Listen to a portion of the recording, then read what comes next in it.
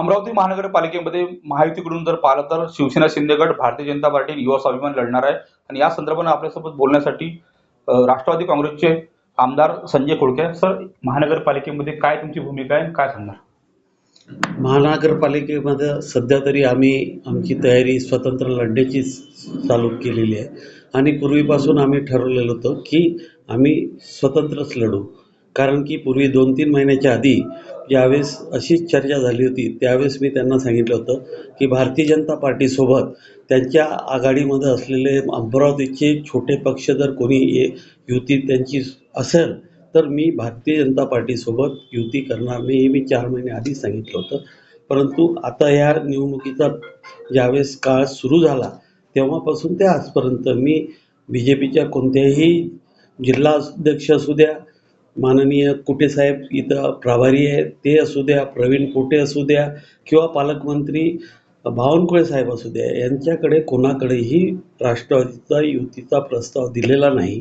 परंतु काही लोकांनी पक्षासोबत आम्ही राष्ट्रवादी पक्षाशी युती करणार नाही हे जे ते सांगून राहिले, परंतु माझाच प्रस्ताव नाही आहे युती करण्याचा. कारण की माझे 88-87 नगरसेवक जे आहे 22 प्रभागामध्ये, तिथंच मला सध्या प्रॉब्लेम आहे की मी कोणाला कमी करू आणि कोणाला, कारण की माझ्यासोबत जे आहे ते पक्षाचे आणि माझे रक्ताचे उमेदवार आहे.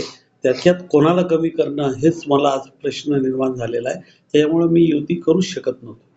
सर, 5 वर्ष या ठिकाणी भारतीय जनता पार्टीची एकाची सत्ता होती. कशा प्रकारे तुम्ही समोर जाणार निवडणुकीला?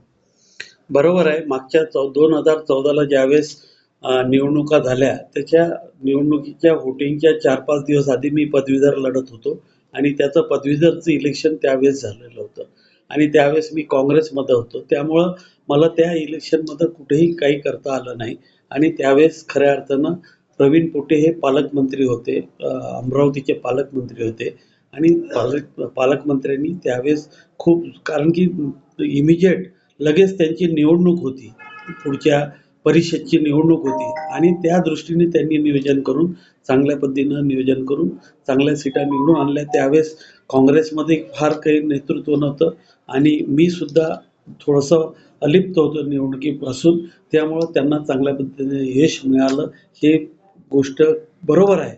परंतु यावेळेस आम्ही पूर्ण ताकदीनं आणि सक्षमपणे ही निवडणूक लढत आहे आणि मी तुम्हाला 100% सांगतो की सर्वात मोठा पक्ष म्हणून राष्ट्रवादी काँग्रेस पक्ष या अमरावती महानगरपालिकेत राहील. राष्ट्रवादीचा महापौर असणार? 100% राष्ट्रवादीचा महापौर असणार. इथं कुठेही दुमत असायचं कारण नाही.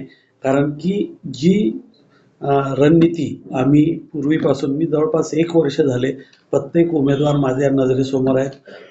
पहिले 3चा प्रभागाचं ज्यावेळेस नियोजन झालं होतं त्यावेळेस सुद्धा आमचं पूर्ण प्लॅनिंग झालं होतं आणि ज्यावेळेस 4चे प्रभाग झाले तेव्हापासून 4च्या प्रभागामध्ये, कारण की आमच्या इथं मतांतर नाही, ग्रुप नाही, कोणी नाही, आम्ही आमचा निर्णय चालू होते की कोण कुठं उमेदवार राहील, कोण कुठं उमेदवार राहील. त्याच्यामुळं सर्वांना शाश्वती देऊन आम्ही कामाला लावलेलं आहे आणि जवळपास माझे उमेदवार काही 5-6 प्रभागामध्येच 2-2, 3-3 उमेदवार असल्यामुळं तिथं मला प्रश्न आहे, तिथं आम्हाला फायनल करायचं आहे. नाही तर माझे 87च्या 87 उमेदवार तयार आहेत. सर, 3 ते 3.5 वर्ष प्रशासक राज असताना मोठ्या प्रमाणावर महानगरपालिकेचा कारभार ढेपाळलेला होता. वाहतुकीची मोठी समस्या, अतिक्रमणाची समस्या, कचऱ्याची मोठी समस्या, या सर्व समस्याला समोर जाताना जनतेमध्ये तुमचं काय एकंदरीत आव्हान असताना जनतेला कुठलं आश्वासन देऊन निवडणूक लढणार आहे? बरोबर आहे. कारण की नगरसेवक असलं तर प्रत्येकजण काही ना काही आपलं काम करत असतात. प्रशासनाला घेऊन येते, कामं करत असते, स्वच्छतेचे कामं असेल किंवा अजूनही रस्ते. परंतु आपल्या महानगरपालिकेत रस्ते नाल्याचे कामं महानगरपालिकेच्या फंडमधून कधीच होऊ शकत नाही. त्याच्यासाठी आम्ही शासनापासून मागच्या 5 वर्षामध्ये सुलभा कुडके आमदार असताना जवळपास 100 कोटीच्या वर रस्ते नाल्यासाठी पैसे आम्ही उपलब्ध करून दिले होते शहरातल्या. त्याच्यामुळं तिथं तो बॅकलॉग आहे रस्ते नाल्याचा, तो बॅकलॉग आज बराचसा 70-80% पूर्ण झालेला आहे. भविष्य काळामध्ये तोही करू. आणि आता जो कचऱ्याचा प्रश्न होता, आता नवीन टेंडर झालेलं आहे, नवीन पूर्ण एकत्रित टेंडरचं काम चालू झालेलं आहे. त्याचे रिझल्ट आपल्याला 15-20 दिवसात, 1 महिन्यात आपल्याला रिझल्ट पाहायला भेटतील. तो सुद्धा प्रश्न सुटलेला आहे. परंतु प्रशासक असणं आणि नगरसेवक असणं याच्यात फरक आहे.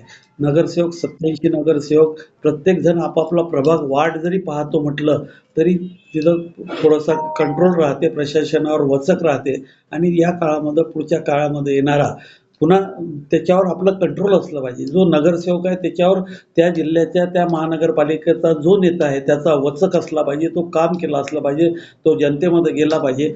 आमचे जे नगरसेवक येतील निवडून ते नगरसेवक आम्ही आमच्या कंट्रोलमधले आहे. आम्ही जे सांगू ते कोणत्याही व्यतिरिक्त लोकप्रतिनिधीमधून काम करण्याशिवाय दुसरं कोणतंही काम करत नाही. हे सर्व यांना माहीत आहे, कारण की आम्ही 2-3 टर्म आम्ही 1 नंबरलाच होतो, फक्त मागच्याच वेळेस नव्हतो. त्याच्यामुळं आम्हाला प्रशासनाचा आणि लोकप्रतिनिधी दोन्ही मिळून काम करण्याचा अनुभव चांगल्या पद्धतीने आहे. निश्चितच अमरावती महानगरपालिकेवर राष्ट्रवादी अजितदादा सत्ता गटाची सत्ता यावेळेस महानगरपालिका आणि महापौर सुद्धा राष्ट्रवादी अजित पवार गटाचा राहील असा सुद्धा दावा जो आहे राष्ट्रवादी काँग्रेसचे आमदार संजय खोडके यांनी केलेला आहे. सूरज दहाट, लोकशाही मराठी, अमरावती. लोकशाही मराठी ऐका, पहा, जागरूक रहा.